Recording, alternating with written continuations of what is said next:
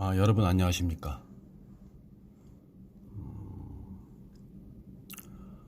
비가 상당히 많이 오네요. 강원도 원주 지방은 이제 오늘부터 일주일 내내 비가 오는 것으로 이제 일기예보에 나타나 있습니다. 비가 세차게 오다가 멈추다 계속 반복하고 있습니다.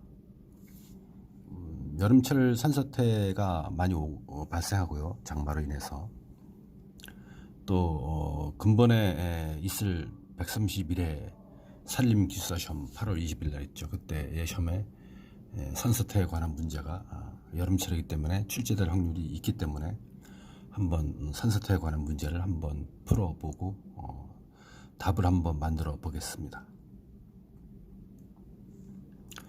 문제는 125회 때 용어에 출제된 문제입니다.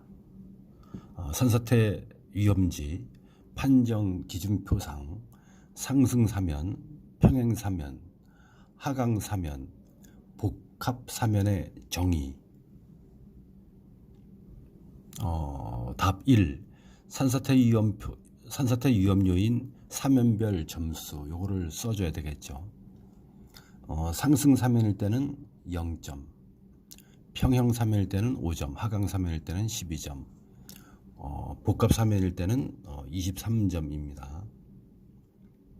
2번. 산사태 위험지 사면의 정의. 이제 문제에서 물어본 것을 써야 되겠죠.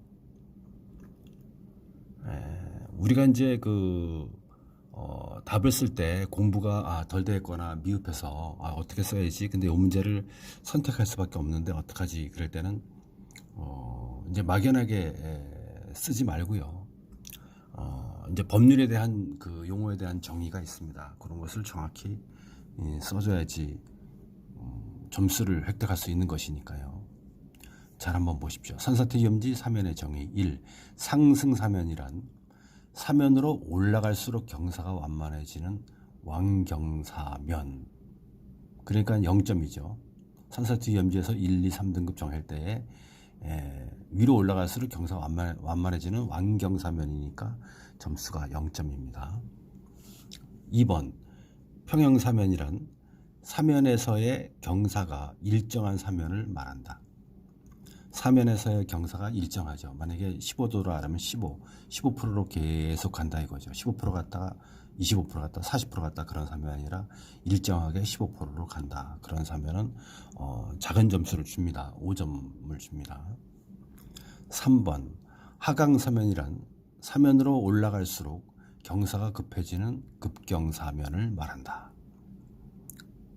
우리가 이제 그 답을 쓸 때 하강사면 그러니까 뭐 밑으로 내려가는 사면, 평형사면 그러니까는 그림을 그려주고 일정하게 평형을 그리고 평형사면을 그리고 그림을 그려주고 이러면 다 점수가 안 나오는 것이죠. 그래서 하강사면은 올라갈수록 경사가 급해지는 급경사면이기 때문에 12점, 무려 12점을 줍니다. 그럼 4번에 복합사면이란 두 개 이상의 사면이 존재. 위에 보는 평형사면과 하강사면이 같이 되어 있다. 위로 올라갈수록 일정하다가 또 경사가 급해졌다가 막 그런다. 그럴 때는 두 개 이상의 사면이 존재한다. 그럴 때는 복합사면이기 때문에 23점을 줍니다. 그러니까 산사태 위험지 1등급 그램은 복합사면이 거의 다 많죠. 예를 들어서 홍천군 홍천읍 하오안 임도변에 조사를 하였다. 그런데 거기는 하강사면과 평행사면이 같이 존재한다. 뭐 15도로 올라가다가 24도 올라가다가 심지어 30도까지 올라가는 경사면이 있다. 그럴 땐 복합사면이다. 그러면 산사태 위험지 1등급으로 등급이 정해지게 되는 것입니다. 자, 왜 이 문제를 제가 골라서 여러분께 영상으로 공부를 하냐면요. 이렇게 산사태 위험지 이제 정의 같은 경우에는 1번의 사면별 점수도 제가 알아서 썼다 이겁니다. 우리 수험생들이. 그런데 만약에 2번만 썼을 때는 몇 줄뿐이 안 됩니까? 1교시는 문제를 포함해서 22줄을 써야 되는데 산사태 위험지 사면의 정의를 썼다면 제목 1줄, 상승사면 2줄, 평행사면 2줄, 하강사면 2줄, 복합사면 2줄 이렇게 뿐이 못 쓰지 않습니까? 그러면 하나, 둘, 셋, 네, 다섯, 여섯, 일곱, 여덟, 9줄 뿐이 못 씁니다. 그럼 문제에서 물어본 거 2줄, 답이라고 쓴 거 1칸, 그리고 9줄이니까는 10줄, 11줄, 13줄 뿐이 못 씁니다. 그리고 끝자로 쓰니까는 14줄 쓰니까 22줄에서 14줄 빼니까는 8줄이 남는 것입니다. 공란이 되는 것이죠. 그렇기 때문에 이렇게 결론 같은 것을 여러분들이 각자 생각한 거 이런 걸 넣어주게 되면 점수를 남은 1점, 2점을 획득하게 되겠습니다. 생각나는 걸 쓰면 되는 것입니다. 제가 이 결론도 제가 생각나는, 물론 이제 이 업무를 많이 했기 때문에 뭐 술술 나올 수가 있겠지만요. 여러분도 아는 대로 알고 있는 지식을 결론을 내려주게 되면 22줄을 채울 수가 있는 것입니다.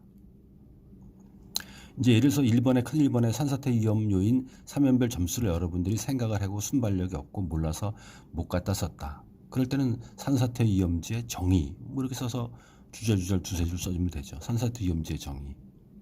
여름철 집중호우로 인해서 산사태가 발생할 대상지에 대해서 산사태 위험지를 1, 2, 3등급으로 구분하는 것, 이렇게 써주게 되면 2줄 나오지 않습니까? 자, 결론을 보겠습니다. 1.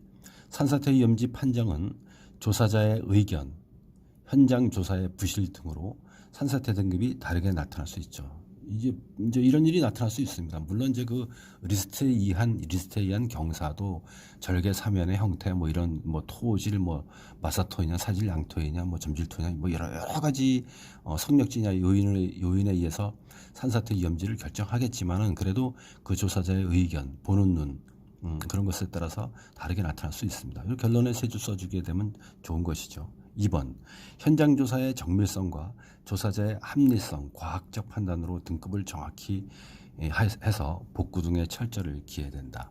산사태 위험지 조사를 정확히 해야 된다, 그 뜻이죠. 이런 것을 넣어줘도 점수를 획득하는 것입니다. 이제 여름철 장마철을 도래해서 계속 비가 오고 있습니다. 우리 사방공학, 임도공학이 시험에 자주 출제가 되고 있습니다. 이번에는 현장감이 있는 것이 아니고 법률에 있는 것을 갖다가 한번 여러분하고 공부를 해봤습니다.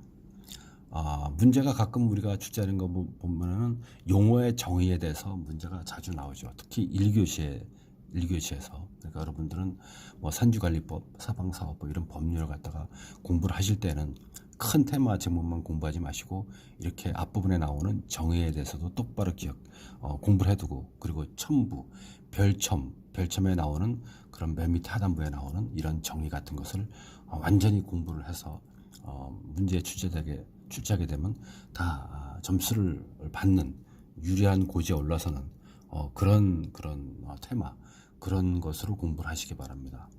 정의에 대해서 너무 여러분들이 시험 시간에 나오게 되면 당황하거나 그럴 수가 있는데요. 항상 법률의 맨 밑에 첨부물이라든가 별첨이라든가 부록이라든가 이런 데 나오는 그런 정의들을 명심해서 공부를 해 두시면은 시험에서 굉장히 용어 시간에 유리하다, 그런 말씀을 드려봅니다.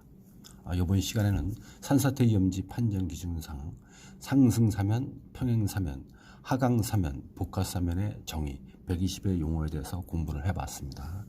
감사합니다.